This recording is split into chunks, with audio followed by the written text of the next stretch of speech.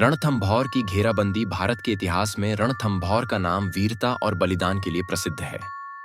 यह दुर्ग राजस्थान के सवाई माधोपुर जिले में स्थित है और एक समय पर यह मेवाड़ के राजाओं की शान था।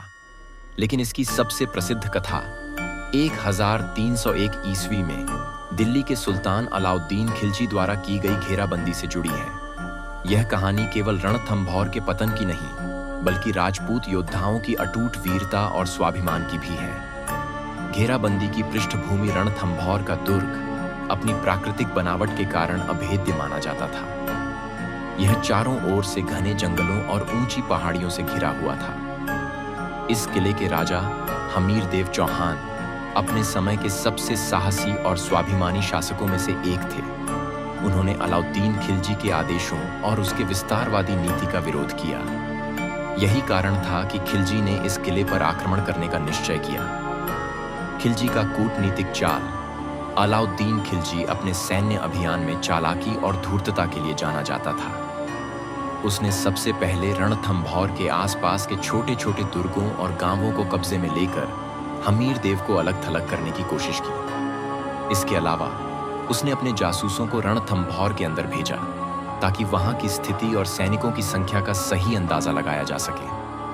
हमीर देव की तैयारी दूसरी ओर। हमीर देव को पता था कि खिलजी जैसा शक्तिशाली शासक रणथंभौर पर कब्जा करने के लिए हर संभव प्रयास करेगा। उन्होंने अपनी सेना को संगठित किया और किले की दीवारों को और मजबूत किया। उन्होंने अपने सेनापति और राजपूत योद्धाओं से वचन लिया कि चाहे कुछ भी हो जाए, वे किले की रक्षा के लिए अपने प्राण न्योछावर कर देंगे। घेराबंदी की शुरुआत खिलजी की सेना ने रणथंभौर की घेराबंदी शुरू की। यह घेराबंदी महीनों तक चली।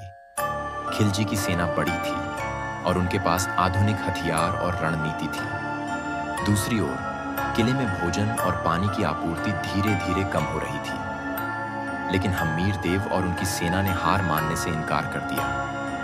खिलजी ने किले की दीवारों को तोड़ने के लिए विशाल मंगोलियाई तोपों और गजनी से लाए गए विशेष उपकरणों का इस्तेमाल किया। कई बार किले की दीवारों को तोड़ने में सफल होने के बावजूद हर बार राजपूत योद्धाओं ने दुश्मन को खदेड़ दिया। राजपूत वीरता की कहानियां। घेराबंदी के दौरान कई वीरता की कहानियां सामने आई।